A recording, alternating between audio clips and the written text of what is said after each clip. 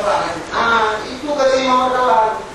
Bilang kepada wartawan, kami bukan mengutip uang, tapi menerima bantuan dari orang kaya.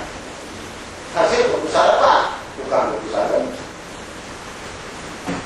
Ini adalah yang kami ajukan kepada pemerintah.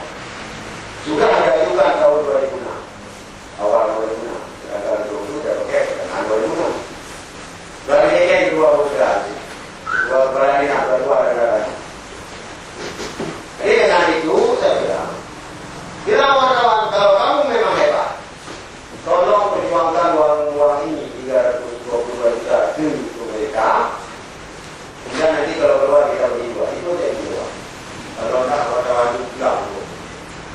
Kenapa? Karena tengah belajar masyarakat itu, tengah belajar.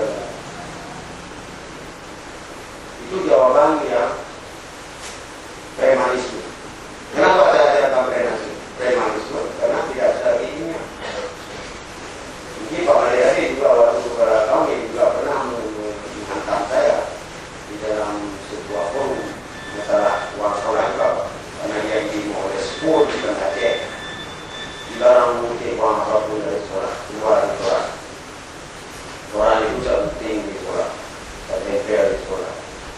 Saya tulis dengan studio fatwa seorang pejabat yang sesat dan boleh dikerjakan.